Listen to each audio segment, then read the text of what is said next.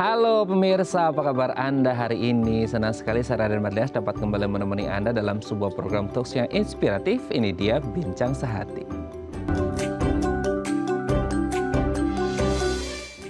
Ya pemirsa, pernah nggak ada seseorang yang membuat Anda merasa bersalah atas apa yang Anda lakukan, atau bahkan untuk sesuatu yang tidak pernah Anda lakukan sama sekali? Bisa jadi Anda menjadi korban yang namanya guilt trip, atau nih pemirsa ya, Anda jadi pelakunya. Nauzubillah gitu. Jangan ya, gitu ya. Nah, inilah topik yang kita bahas hari ini. Kita akan mengenal lebih dalam tentang guilt trip itu apa sih. Namun sebelumnya kita akan membahas terlebih dahulu nih, gimana sih caranya untuk memaafkan diri sendiri? Karena terkadang memaafkan diri sendiri ini jauh lebih sulit gitu ya dibandingkan memaafkan orang lain. Memang memaafkan orang lain tuh sulit, tapi kadang-kadang memaafkan diri sendiri juga bisa jadi lebih sulit ya. Kita akan bahas satu persatu. Yang pertama adalah menyadari bahwa tidak ada manusia yang sempurna. Nobody is perfect ya. Jadi tidak ada satu orang pun di dunia ini yang sempurna. Jadi trying to be perfect is not sinful. Jadi mencoba untuk menjadi perfect itu bukan sesuatu hal yang berdosa ya.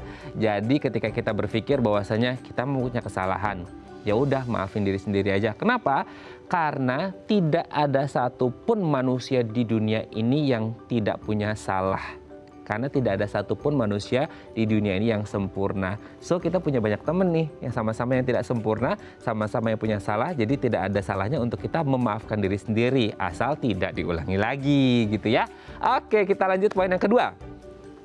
Akui kesalahan dan jadikan pelajaran. Ini menjadi sangat penting. Boleh nggak kalau kita misal jalan kesandung, kerikil, atau masuk ke lubang? Boleh-boleh aja kalau itu pengalaman pertama. Jatuh kedua, mungkin oke lah gitu ya. Meskipun sebenarnya kita bisa belajar dari pas kita pertama kesandung atau masuk ke lubang yang sama. Nah, ketika kita merasa kayak oke, kita ada salah, ya udah akuin aja kesalahan kita, jangan denial. Karena semakin kita denial, semakin kita akan merasa tersiksa. Nah, akhirnya apa? Kita jadi sulit untuk memaafkan diri kita sendiri. Karena kita selalu berpikir bahwa kita salah. Ya akhirnya kita harus mau tidak mau ya, acceptance itu yang penting, mengakui kesalahan dan jadikan pelajaran supaya kita nggak kesandung lagi, nggak masuk lagi ke lubang yang sama. Oke, kita lanjut poin yang selanjutnya. Fokus untuk memperbaiki diri. Setiap orang di dunia pasti punya masalah, betul? Entah itu masalah keuangan, masalah kesehatan, masalah rumah tangga, percintaan, sosial, dan lain sebagainya. Tapi kalau kita bisa berpikir bahwasanya, oh ya udah, aku harus cari solusi nih gitu. Nah, solusi itu menjadi hal yang penting ya. Karena ada orang yang fokusnya gini. Ada orang fokusnya pada masalah, ada fokus orang pada solusi. Nah, kalau kita berfokus pada masalah, nggak akan kelar itu masalah. Tapi kalau kita fokusnya pada solusi, memperbaiki diri, nah itu menjadi sangat penting. Jadi penting untuk memperbaiki diri, untuk menebus kesalahan kita sebagai tanda atau cara untuk memaafkan diri sendiri. Oke, kita lanjut poin yang selanjutnya. Hilangkan pikiran negatif. Kita ini kan kayak ya pasti ada lah ya, ini pikiran positif, ini pikiran negatif. Tapi rata-rata kalau kita punya kesalahan, kita mencoba mau mengakui memaafkan diri kita sendiri, pasti di pikiran kita yang selalu terbayang-bayang adalah yang negatifnya mulu.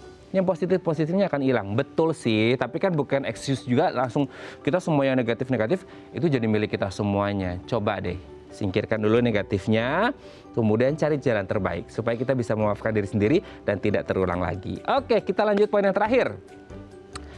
Menyadari bahwa kita semua ini, saya, Anda, kita semua pemirsa yang menonton di rumah, kita juga berhak untuk bahagia. Kita dilahirkan ke dunia ini kan sama Tuhan zero ya, nol gitu, putih, bersih, suci. Tidak ada salah, tidak ada noda gitu ya. Tergantung bagaimana kita meng-create hidup kita. Nah, ketika kita mungkin ada salah, ya udah, aku aja salah dan kita menata hidup lagi karena setiap dari kita berhak untuk bahagia. Ingat, hidup cuma sekali, jadi nikmatilah. Oke, itu tadi beberapa cara yang bisa kita lakukan untuk memaafkan diri sendiri dan kami akan membahasnya saat lagi. Tetap bersama kami di Bincang Sehati.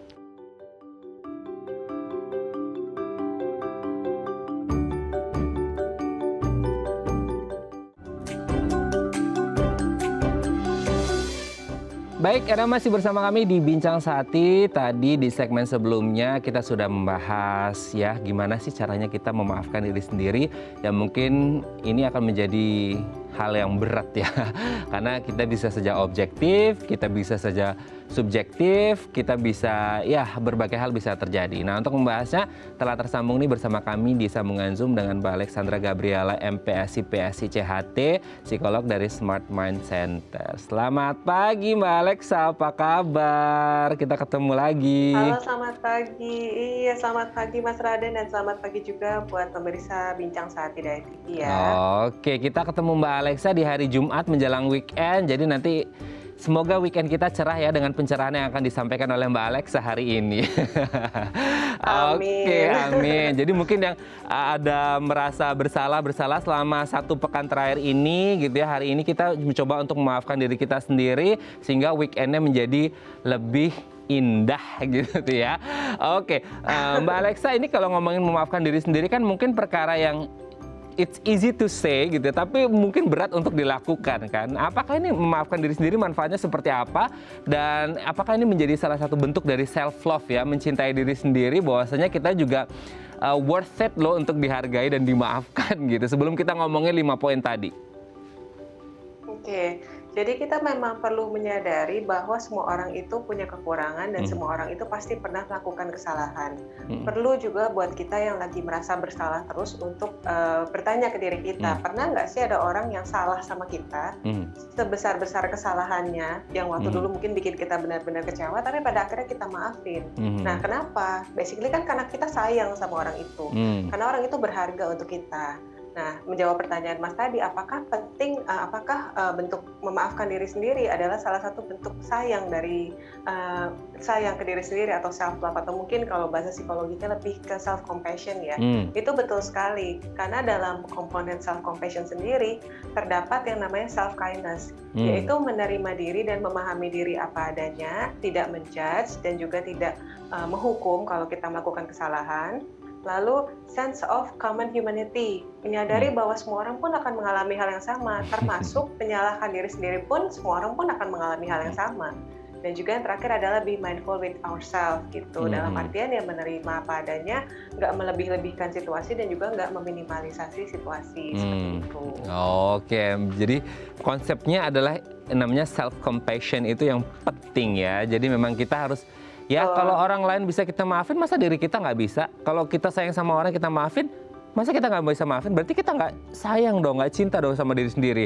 Dan itu bahaya banget ya. Oke, nah setelah kita ketemu self-compassion-nya, kita akan belajar untuk memaafkannya. Yang pertama adalah kita percaya bahwa tidak ada manusia yang sempurna. Ini kayak judul lagu ya. Gitu. Nah, ini konsepnya gimana nih Mbak Alexa, supaya kita tahu dan tersadar dan aware bahwasanya memang tidak ada manusia yang sempurna, yang pasti akan ada buat salah at least sekali dalam hidupnya. Gimana nih Mbak? Ya, jadi kita perlu menyadari yang tadi ya, tanya ke diri sendiri, pernahkah kita merasa marah atau kecewa kepada seseorang dan pada akhirnya kita bisa memaafkan sebesar apapun kesalahan itu. Orang yang paling kita percaya sekalipun itu pasti pernah mengecewakan kita, apalagi diri kita sendiri yang masih dalam proses perjalanan nih. Biasanya kalau anak-anak mungkin kecewanya sama orang tua ataupun sama senior-senior misalnya seperti itu, yang mereka rasa mereka sudah lebih berpengalaman. Nah, mereka yang sudah berpengalaman aja bisa salah, kok apalagi kita. Jadi manusia itu nggak pernah luput dari kesalahan, sekecil apapun pasti pernah salah. Itu yang kita perlu sadari, dan intinya adalah belajar dari kesalahan kan sebenarnya.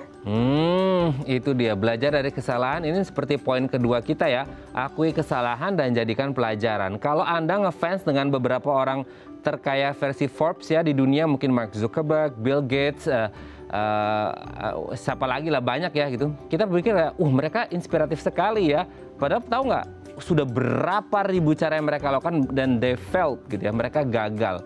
Nah, dari kegagalan itu kan mereka belajar. Nah, mengakui kesalahan ini hal yang simpel untuk dikatakan tapi juga sulit dilakukan juga. Gimana nih Mbak, mengakui kesalahan dan menjadikan pelajaran, kadang-kadang kita kayak agak berat nih melakukannya. Gimana nih Mbak Alexa? Ya, Biasanya ada faktor gengsi juga ya. Yes. Kalau misalnya ada dua macam rasa bersalah ke diri sendiri, ada yang mereka sadari, ada yang tidak. Kalau mereka sadari, mungkin mereka bisa ngomong, aduh aku bodoh banget nih, kok aku begini ya, kenapa dulu aku nggak melawan, kenapa dulu aku nggak bertindak lebih banyak. Lalu di satu sisi yang lebih menyalahkan orang lain karena kesalahan mereka gitu. Jadi mereka nggak melihat part mereka dalam kondisi itu seperti apa, tapi kan tetap ya namanya kita punya nurani, kita punya hati kecil, dan di dalam nurani kita itu pasti ada rasa bersalah, pasti ada penyesalan. Nah, penyesalan itulah yang bikin kita, kalaupun tidak disadari maupun tidak, akan terus membuat kita merasa aku nggak layak, bahwa aku nih nggak aman, bahwa aku nih nggak berharga, seperti itu. Dan efeknya pasti terjadi ada yang namanya self-sabotage gitu, biar ketika mereka mengambil keputusan atau melakukan suatu tindakan yang mungkin bisa dikatakan menyabotase diri sendiri atau merusak diri. Salah satunya seperti misalnya self-harm, misalnya seperti itu. Aduh. Oke ya. Jadi jangan sampai itu self sabotage-nya terjadi malah bisa berujung pada self harm ya. Ini kan yang tidak kita inginkan. Oke, kita lanjut. Yang selanjutnya adalah fokus untuk memperbaiki diri. Nah, ini kan kadang-kadang ya Mbak ya, ketika orang dalam satu momen yang berat, ada masalah, memaafkan diri sendiri menjadi hal yang sulit, mereka akan berfokus pada mungkin ya masalahnya terus. Aku udah melakukan ini, aduh ini bahaya banget, ini nggak bener banget, gini segala macam, ini jahat banget gitu. Nah, akhirnya mereka berfokus pada masalah tanpa berfokus pada solusi yang sebenarnya bisa dengan solusi itu memperbaiki diri. Seberapa penting akhirnya kita harus move ya dari yang berfokus pada masalah dan akhirnya kita fokus pada memperbaiki diri. Jadi memang untuk melakukan suatu tindakan tertentu atau merencanakan suatu hal harus punya tujuannya kan. Termasuk memaafkan diri sendiri. Ketika aku mulai bertujuan untuk memaafkan diri sendiri, apa nih langkah-langkahnya? Apa tujuan yang dituju gitu? Apakah standar yang aku tuju ketika aku merasa aku sudah bisa memaafkan diri sendiri? Kuncinya sih sebenarnya ikhlas kan. Tujuannya adalah mengikhlaskan gitu. Apa tahapan-tahapan yang perlu aku lewatin ketika aku bisa mencapai keikhlasan itu? Pertama-tama sih kalau dalam terapi pasti akan diajarkan, coba ketika kamu sudah ikhlas, gambarannya akan seperti apa? Apa untungnya buat kamu? Apa manfaatnya? Dan kira-kira apa yang akan terjadi kalau misalnya kamu sudah ikhlas? Nah, tahapan-tahapan yang akan dilalui seperti apa nih yang kita butuhkan untuk bisa mencapai tujuan keikhlasan itu? Seperti itu. Bahwa ketika mereka sudah bisa belajar dari masa lalu, menyadari part mereka, apa yang bisa diubah, apa yang tidak, apa yang bisa dikembangkan untuk bisa mencegah kejadian itu terjadi lagi di masa depan. Dan mungkin di satu titik mereka, kalau memang ada yang jiwanya berbagi ya, biasanya saya akan mengarahkan apa yang bisa kamu ajarkan ke orang-orang supaya menjadi inspirasi buat orang lain, seperti itu, terkait kesalahan mereka. Bahkan bisa menjadi inspirasi justru ke orang lain ya Mbak ya. Ini sangat luar biasa. Nah, untuk menjadi inspirasi kan mungkin salah satunya adalah menyingkirkan pikiran-pikiran negatif. Kita fokus pada yang positif. Tapi kan lagi-lagi, ya namanya otak kan kadang-kadang kita nggak bisa manage ya, nggak bisa ngatur, nggak bisa ngontrol. Tiba-tiba pop up aja itu muncul yang negatif-negatif. Nah, gimana sih Mbak? Maksudnya cara untuk menghilangkan yang negatif-negatif supaya kita fokusnya pada yang positif-positif nih? Nah, kalau itu balik lagi ke self-compassion-nya dulu. Bahwa dengan aku sayang ke diri sendiri, aku menyadari bahwa aku layak untuk dimaafkan. Bahwa kesalahanku layak untuk bisa diperbaiki dan aku layak menjadi manusia yang berharga seutuhnya. Ketika rasa layak itu sudah bangkit, baru kita bisa keluar dari pikiran negatif tadi. Karena pikiran negatif itu kan sebenarnya bentuk dari self-sabotage kan. Ada yang mungkin mengatakan dirinya bodoh, ada yang terus menyalahkan, ada yang membuat diri mereka tuh merasa nggak layak dicintai sama orang lain, nggak layak berteman sama orang lain. Jadi selalu ngerasa aku kok nggak bisa deket sama orang-orang ya, semua orang benci sama aku. Nah, kita mesti gali lebih jauh lagi, apa yang membuat kamu merasa bersalah sampai merasa layak dibenci sama semua orang, seperti itu. Jadi memang prosesnya panjang, sampai pada akhirnya mungkin mereka bisa menyadari, oke, sebenarnya aku adalah manusia yang layak dan berharga, dan di situ titik di mana mereka bisa memulai berpikir lebih positif gitu. Nah, itu dia ya. Oke, yang terakhir nih Mbak Alexa, semakin seru kayaknya pembahasan kita ya. Ini yang poin terakhir juga seru juga nih, bahwa setiap dari kita ini berhak untuk bahagia. Nah, ini kan ya setiap orang, siapa sih yang mau sedih, siapa yang mau berduka, pasti tidak ada, semuanya ingin konsepnya bahagia. Nah, gimana nih dengan pemikiran bahwa dengan memaafkan diri sendiri, ini caranya dengan berpikir bahwa oke, kita semua ini berhak loh, worth it loh untuk berbahagia karena kita diciptakan oleh Tuhan kan untuk lahir di bumi, untuk berbahagia kan pastinya, bukan untuk yang sedih-sedih. Gimana nih Mbak Alexa? Ya, karena bentuk dari rasa bersalah dan penyesalan itu kan sebenarnya kan menghukum diri sendiri ya, di mana mereka merasa aku tuh masih layak untuk menjalankan hukuman-hukuman atas kesalahanku di masa lalu. Tapi kita perlu menyadari, balik lagi, apa yang bisa diubah, apa yang tidak, dan apa yang harus diterima, misalnya seperti itu. Jadi ketika kita melihat kembali, merefleksi kembali ke diri kita, apakah aku layak bahagia atau tidak? Kita coba pertimbangkan dulu, dengan kita terus merasa bersalah, efeknya seperti apa? Apakah itu bisa merubah sebuah keadaan atau tidak? Dan ketika aku bahagia, apa yang bisa aku lakukan ketika aku dalam kondisi yang lebih optimal dengan aku bisa bahagia itu? Jadi menyadari bahwa aku berhak bahagia itu adalah suatu langkah yang paling penting ya, dalam artian ketika kita menyadari aku ini adalah seseorang yang berharga, aku bisa bahagia, that means aku bisa share kebahagiaanku ke orang lain, aku bisa share pelajaran ini ke orang lain, seperti itu. Oke, jadi gini, berarti intinya adalah kita manusia tidak akan mungkin menjadi sosok yang sempurna. Pasti ada kalanya kita berbuat salah, tapi belajarlah dari kesalahan itu supaya kita bisa menjadi pribadi yang lebih baik lagi dengan memperbaiki diri dan berujung pada kehidupan yang jauh lebih bahagia karena itu hak kita masing-masing ya. Oh, sangat luar biasa. Ini Mbak Alexa, nanti kita akan lanjut lagi di segmen selanjutnya untuk ngomongin tentang guilt trip. Lagi-lagi kita ngomongin masalah bersalah atau tidak ya, nanti akan kita bahas di segmen selanjutnya. Baik pemirsa, 021 290 3244 atau DM Instagram kami di @dafamily. Boleh Anda tanyakan kalau Anda memiliki pertanyaan seputar tema kita hari ini. Kami akan kembali saat lagi, tetap bersama kami di Bincang Saat.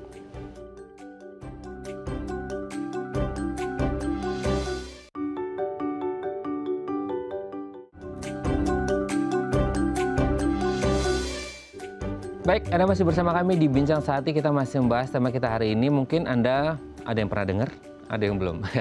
Guilt trip 021 290 3244 atau DM Instagram kami di @dafamily kalau Anda punya pertanyaan seputar rasa bersalah, pernah dipojokkan oleh seseorang karena mungkin hal yang pernah Anda lakukan atau mungkin tidak pernah Anda lakukan sama sekali gitu ya, atau seputar rasa bersalah lah ya. Anda boleh menghubungi kami dan tanya sama Mbak Alexa. Kita masih bersama dengan Mbak Alexandra Gabriela, MPASI, PASI CHT, seorang psikolog dari Smart Mind Center Consulting. Oke, Mbak Alexa, kita lanjut lagi ya. Tadi kita ngomongin tentang rasa bersalah, ini masih ada hubungannya dengan rasa-rasa bersalah gitu ya. Guilt trip. Nah, kalau namanya mungkin orang berpikirnya trip, kayak trip perjalanan ya, ternyata beda jauh mungkin ya gitu. Guilt trip ini sebenarnya apa sih Mbak? Ya, jadi guilt trip itu salah satu bentuk manipulasi untuk membuat seseorang tuh merasa terus bersalah. Tujuannya adalah untuk menggain kontrol gitu. Jadi memiliki kontrol tentang seseorang, terhadap seseorang supaya mereka bisa mendapatkan apa yang mereka mau. Biasanya orang-orang yang melakukan guilt trip itu tanpa mereka sadar atau tidak ya, mereka punya sisi dominasi yang tinggi gitu. Orangnya dominan, walaupun terkesan dominan yang pasif ya, jadi suka gampang mempersuasi orang lain gitu, tapi dengan cara yang halus. Karena bentuk guilt trip itu banyak sekali. Ada yang vokal, yang mungkin nyalahin secara ekstrim, ada juga yang pasif gitu, ngambek, setiap kali ada kesalahan ngambek, seperti itu. Oke.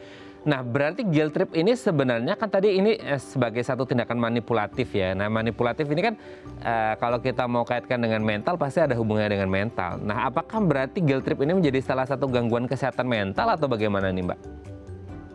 Sebenarnya bukan, jadi nggak bisa dibilang apakah guilt trip itu menjadi sebuah disorder atau tidak dalam ranah psikologi, tapi merupakan salah satu gejala yang menjadi arah ke gangguan tertentu. Biasanya orang-orang yang melakukan guilt trip itu, seperti contoh orang-orang yang dominan ya, tadi saya bilang, adalah orang-orang yang misalnya ada kepribadian narsistik, atau ada masalah kegangguan kepribadian borderline personality disorder gitu. Jadi mereka mungkin gampang sekali memanipulasi orang lain untuk gain dominasi atau kontrol terhadap orang itu untuk mendapat apa yang mereka mau tadi. Untuk mendapat apa yang mereka mau dalam tanda kutip gitu ya.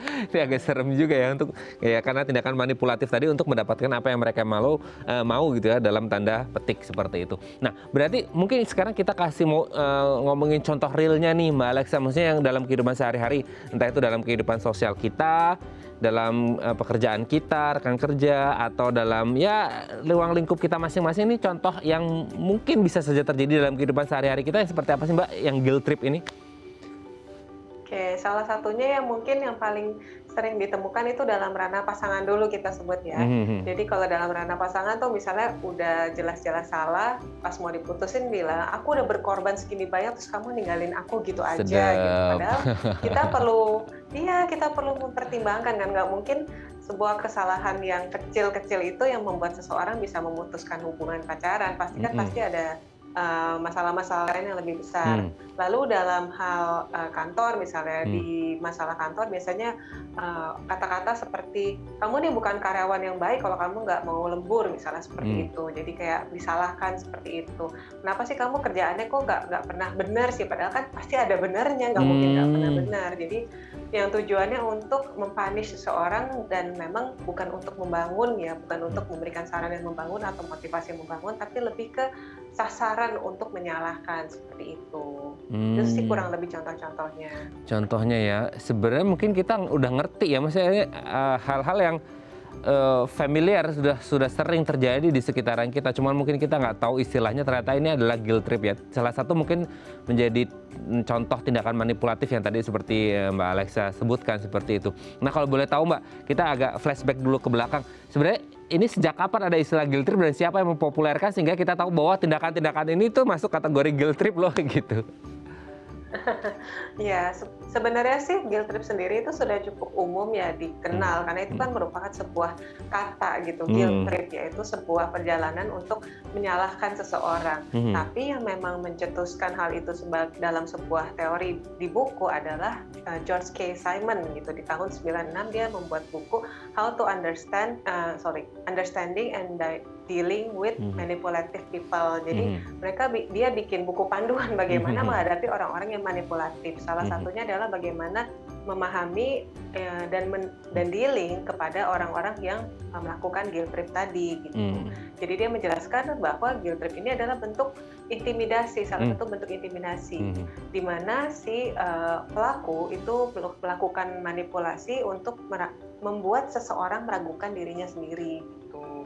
Misalnya ada yang bentuk play victim gitu. Jadi aku kan begini karena kamu, aku pergi ya gitu, aku kan selingkuh karena kamu juga, karena kamu kurang perhatian misalnya seperti itu kan nggak baik juga ya. Oke, ini kayaknya fenomena yang sekarang lagi viral di media sosial, di televisi-televisi, di mana satu pihak mengaku sebagai victim, sementara yang lain juga ngaku victim, jadi semuanya victim, nggak ada pelakunya sama sekali gitu ya. Jadi bingung juga ya, karena sama-sama jadi korban, terus siapa dong pelakunya, kan nggak ada gitu, padahal semuanya mengaku sebagai korban. Nah, kalau jenisnya ada nggak sih Mbak, atau apa ya kalau dibilang jenis, atau mungkin dari sisi kepribadian seseorang gitu ya, ada nggak sih jenis atau jenis kepribadian seseorang yang mungkin mereka menjadi korban atau pelakunya gitu?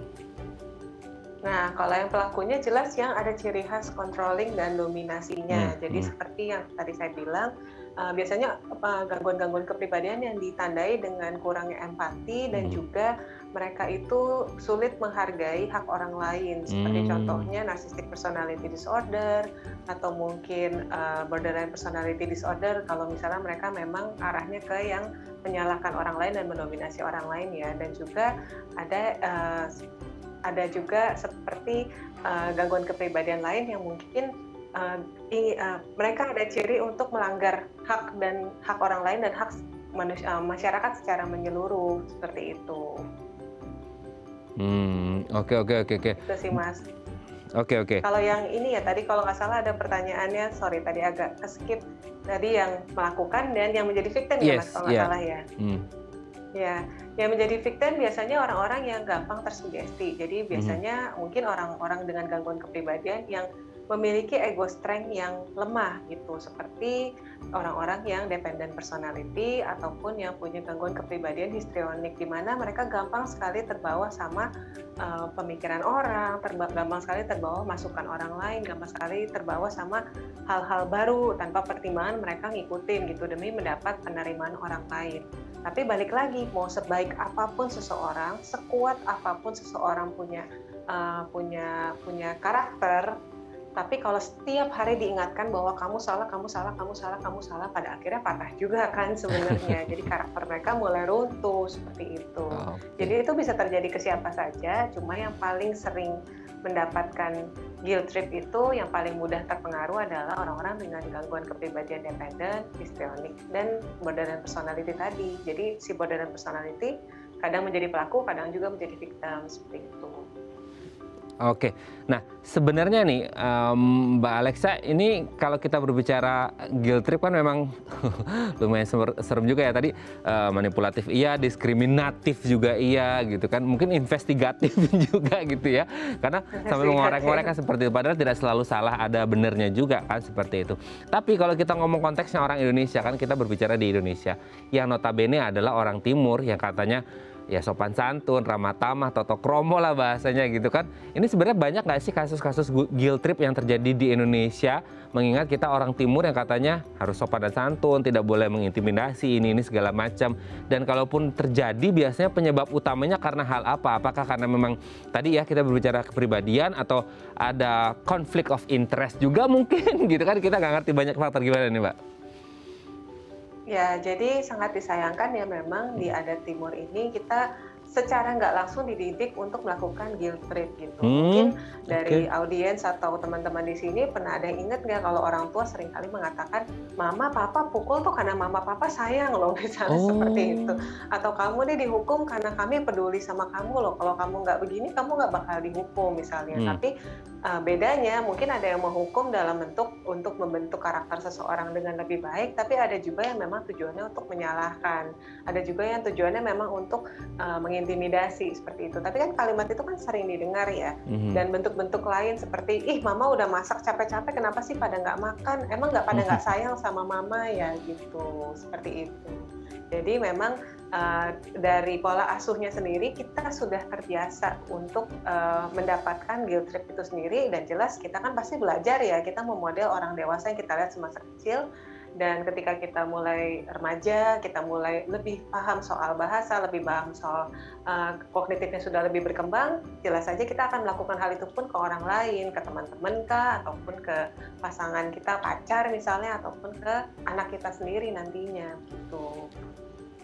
Oke, berarti ini sangat jelas sekali ya.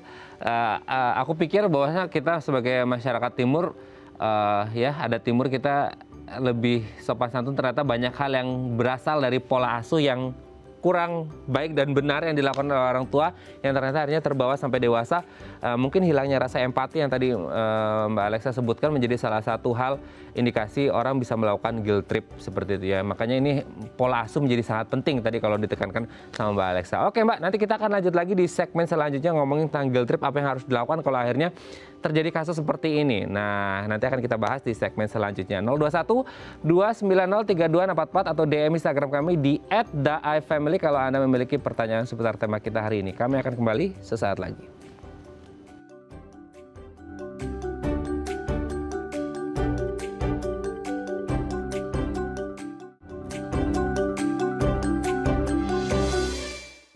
Baik, Anda masih bersama kami di Bincang Sehati. Kita masih ngobrolin seputar guilt trip. 021-290-3244 atau DM Instagram kami di @daifamily.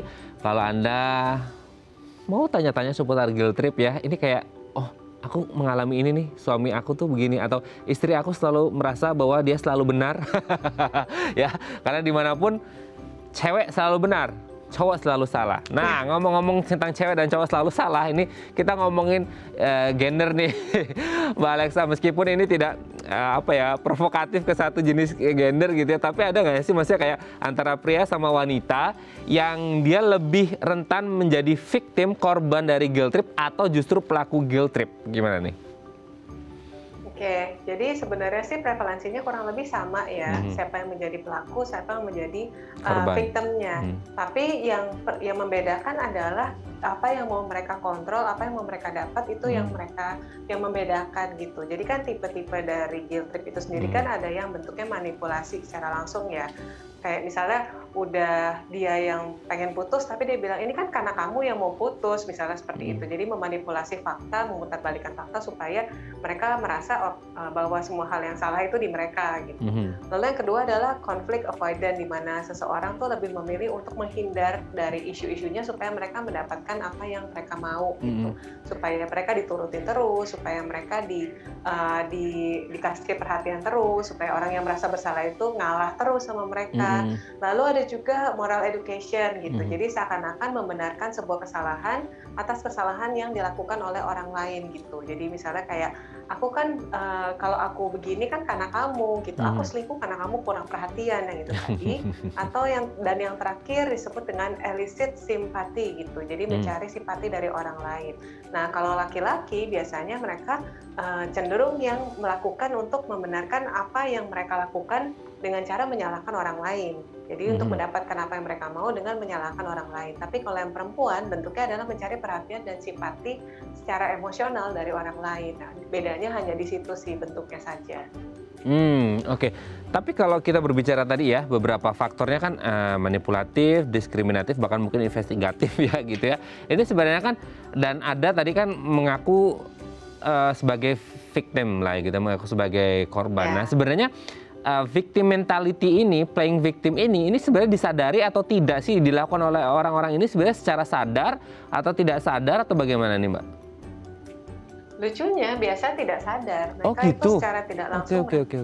mereka tuh nggak sadar, dan di dalam hati kecil mereka selalu merasa, kalau saya coba gali secara hipnosis ya, dalam artian ketika melihat apa sih yang membuat mereka tuh terus merasa disalahkan, karena memang sedari kecil mereka terus berpikir bahwa mereka itu disalahkan terus sama orang tuanya, selalu tidak mendapat perlakuan yang adil, selalu tidak punya kontrol dan sebagainya. Jadi ketika mereka mendapat sebuah hal yang tidak enak, ketika mereka menghadapi sebuah konflik, mereka selalu merasa, oh aku lagi yang salah, aku lagi yang diperlakukan tidak adil. Secara nggak langsung seperti itu. Jadi kalau ditanya kamu kenapa sih kok selalu nyalahin orang lain tanpa menyadari kesalahan kamu di mana, mereka nggak sadar, aku nggak nyalain dia loh, kenapa aku terus yang disuruh ngalah, kenapa aku terus yang dikorbanin atau diperlakukan nggak adil gitu. Oke. Wah, ini secara tidak sadar ya, bahwa victim mentality ini dialami oleh seseorang. Lucunya memang tidak sadar. Nah, apa sih Mbak akhirnya ketika, nah ini yang bahaya kan justru karena ketidaksadaran mereka menjadi victim gitu ya. Nah, apa sih yang the worst scenario kita berbicara kalau akhirnya guilt trip ini dibiarkan terus menerus gitu ya? Apakah nanti seperti yang tadi Mbak Alexa sebut, ada mungkin self sabotage, self harm, bahkan mungkin ujung-ujungnya ya semoga tidak terjadi ya, mungkin suicidal action yang bisa berbahaya untuk diri dia sama orang lain. Mungkin ini kalau kasusnya, mungkin ini yang lagi viral happening kan kasus yang di Brebes ya Mbak ya, yang ibu menggorok 3 anaknya. Ini juga karena mungkin guilt trip juga, atau akhirnya bisa berdampak berbahaya ke sekitarnya, bahkan termasuk ke anak-anak yang harusnya disayanginya, atau gimana sih Mbak? Ya, jadi balik lagi nih ke seperti yang Mas jelaskan di segmen pertama tentang self forgiveness gitu. Orang-orang yang mendapatkan perilaku guilt trip pasti mereka akan merasa bersalah terus. Ketika mereka bersalah, mereka pasti ngerasa terus nggak layak. Nah, ketika mereka ngerasa nggak layak dan bersalah, pasti kan mereka tergerak untuk melakukan sesuatu demi memperbaiki kesalahannya. Jadi orang-orang yang mungkin terkena dampak guilt trip ini salah satu contoh utamanya adalah salah satu ciri khas utamanya adalah karakter mereka yang jadi tidak kuat gitu, karakter mereka yang jadi lebih lemah gitu. Jadi kalau di bahasa psikologi ada yang namanya ego strength, di mana mereka menyadari konsep diri mereka apakah positif atau negatif. Nah, kalau disalahkan terus pasti konsep dirinya negatif. Dan orang-orang yang punya konsep diri negatif biasanya mereka cenderung yaitu tadi memblok diri mereka sendiri, mereka nggak bisa berpikir maju, mereka terus merasa mereka layak diperlakukan seperti itu. Dan pastikan walaupun merasa layak ada pertentangan di dalam diri ya, mereka mungkin akan merasa depresi juga, mereka mungkin mengalami masalah-masalah lain yang mungkin mempengaruhi produktivitas mereka dan kegiatan sosial mereka gitu. Jadi nggak bisa beradaptasi dengan baik lagi di lingkungan karena selalu ngerasa aku terus yang salah kok, aku aku nih nggak layak diterima orang, aku nih nggak baik, aku nih orang yang tidak, misalnya dibikin di guilt trip bahwa penampilan mereka kurang baik, ya mereka akan berpikir aku tidak cantik, aku tidak ganteng, aku tidak berharga, seperti itu. Dan itu pasti mengarah ke masalah-masalah psikologis lainnya. Oke ya, sangat mengerikan ya ini kalau jadi, aduh, sangat mengeri ya. Oke, Mbak Alexa, sebelum kita lanjut, ini ada DM dari pemirsa, aku bacakan ya. Ini dari Mbak Siti. Mantan pacar saya dulu sering membuat saya merasa bersalah tanpa sebab yang jelas. Efeknya sekarang saya agak sulit untuk membuka hati karena suka keinget peristiwa yang lalu. Gimana ya solusinya? Wah, ini juga mungkin ada trauma juga ya, kepikiran hingga akhirnya sering disalahkan, hingga akhirnya sulit lagi untuk membuka hati. Gimana nih Mbak Alexa? Ya, jadi kalau kasusnya seperti ini, saya akan minta dia untuk mengenali diri sendiri dulu ya. Saya akan mengajak pasien, misalnya masalah seperti ini, untuk melihat foto mereka sebelum pas pacaran sama orang tersebut. Gitu. Misalnya di masa SMA atau di masa kuliah sebelum bertemu dengan orang ini, ketika melihat foto dia sendiri, fotonya sendiri, coba refleksikan bagaimana pendapat kamu soal orang ini, soal si diri dia yang di masa lalu yang ada di foto ya.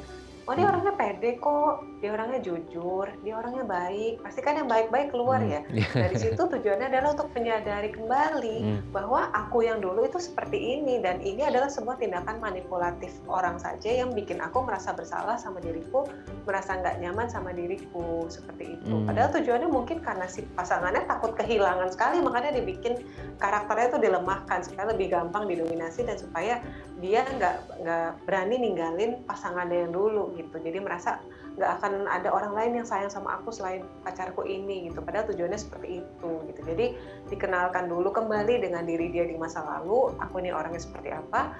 Nah, baru perlahan kita ingatkan diri kita kembali, oke, aku kan bukan orangnya seperti dikatakan mantan pacarku. That means aku layak untuk diperjuangkan, aku layak untuk mendapat orang yang lebih baik, aku layak untuk diperlakukan yang lebih baik juga.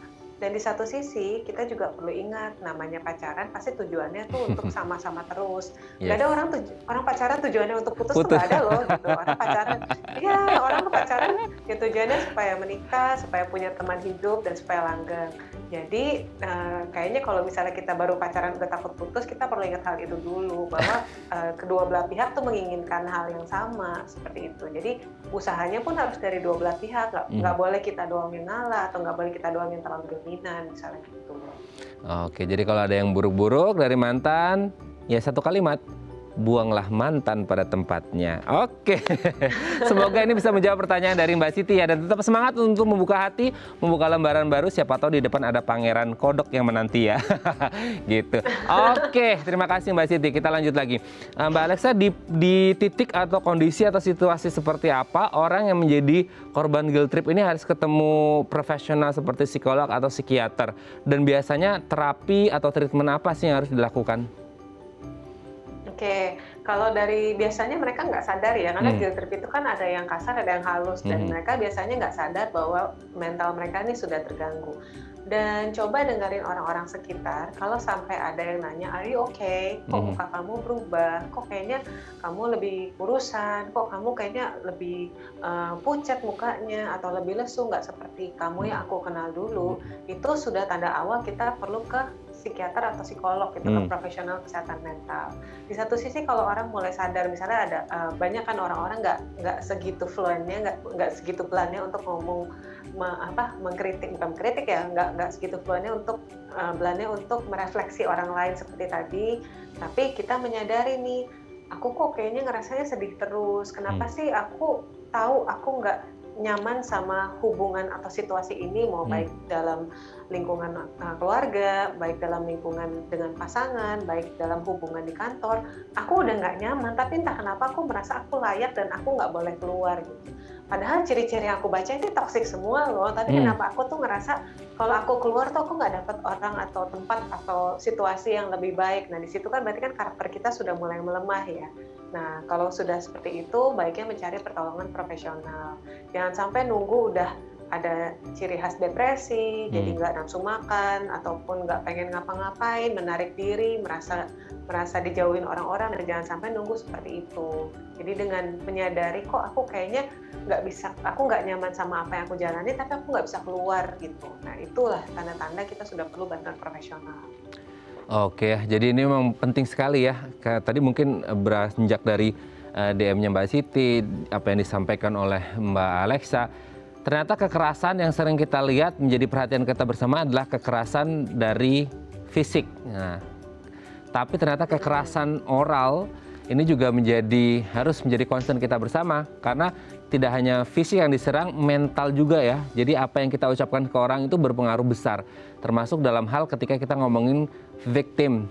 Kita berbicara mengenai guilt trip. Oke, nanti di segmen terakhir Mbak Alexa kita akan berbicara, kalau tadi kita ngomongin victimnya, nanti kita akan ngomongin gimana sih tipsnya ngadepin orang atau pelaku guilt trip. Diselesaikan secara apa nih gitu ya? Secara laki-laki atau secara naluris dengan hati? Nah, nanti akan kita bahas di segmen terakhir. Kami akan kembali saat lagi pemirsa, tetap bersama kami di Bincang Sehati.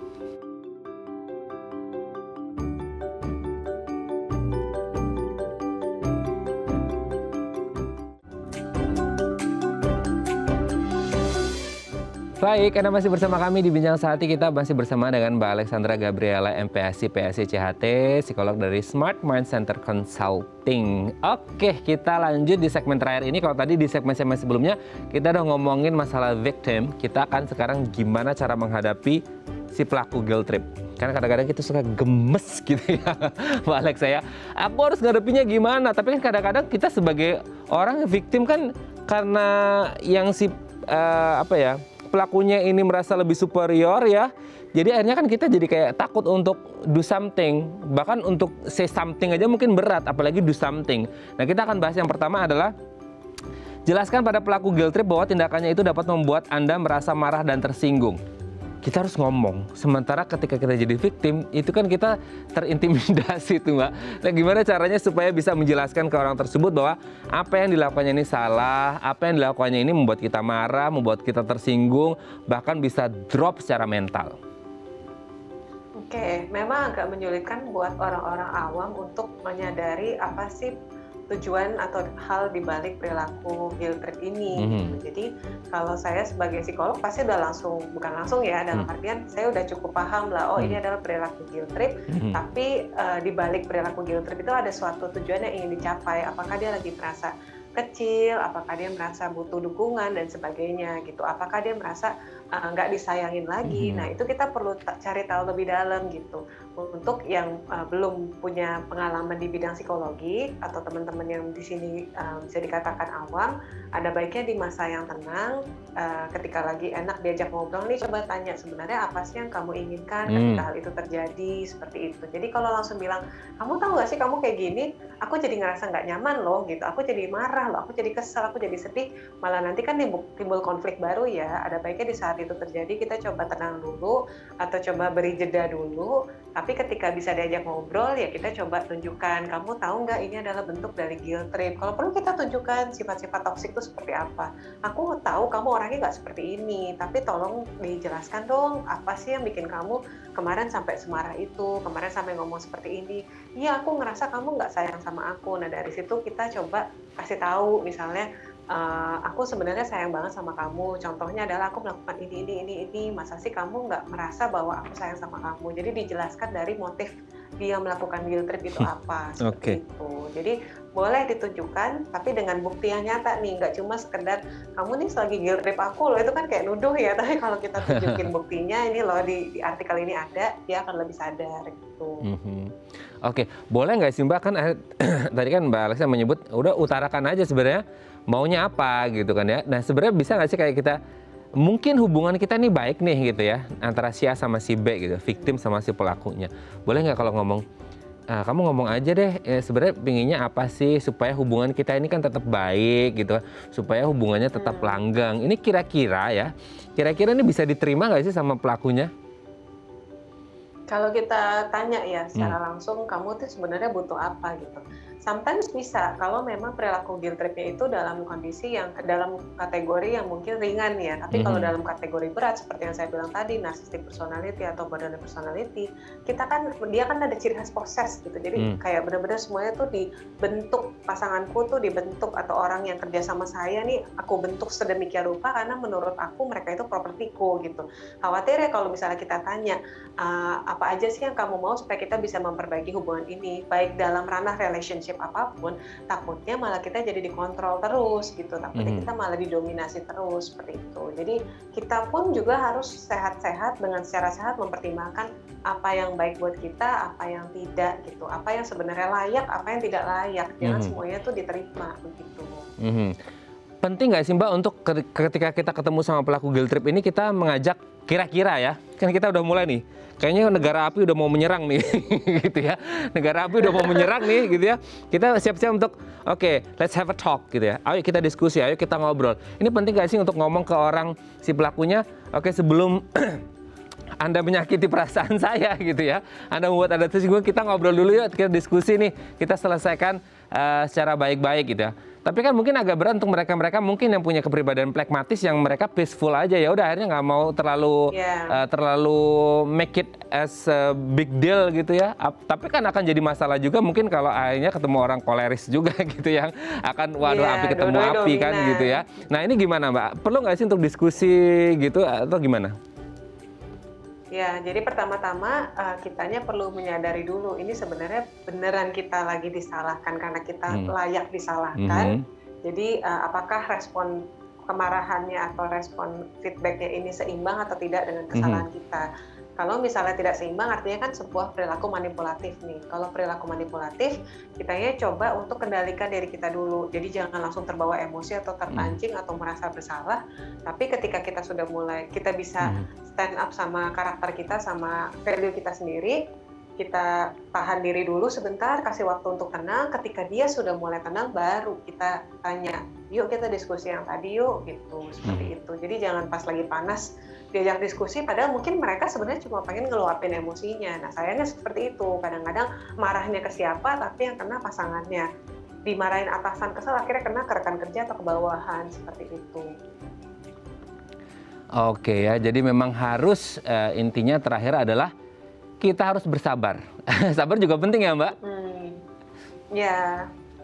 Tapi mungkin ada titik akhir dari sabar itu sendiri gitu. Oke, terima kasih Mbak Alexa sudah berbagi bersama kami pagi hari ini di Bincang Sehati mengenai guilt trip ya. Ini mungkin menjadi pembelajaran kita bersama. Kalau mungkin Anda menjadi korban guilt trip, cobalah untuk berkomunikasi karena semuanya pasti bisa diselesaikan dengan berkomunikasi. Kalaupun Anda pelaku guilt trip pernah merasa dan akhirnya tersadar, kemarin belum tersadar ya, sekarang sudah tersadar, ayo segera berbenah diri karena setiap orang layak untuk dihargai, layak untuk diapresiasi dan semua bisa diselesaikan dengan komunikasi. Terima kasih Mbak Alexa, semoga kita semua berbahagia terus dan di weekend ini kita jadi cerah karena pencerahan dari Mbak Alexa. Sehat terus Mbak Alexa, terima kasih.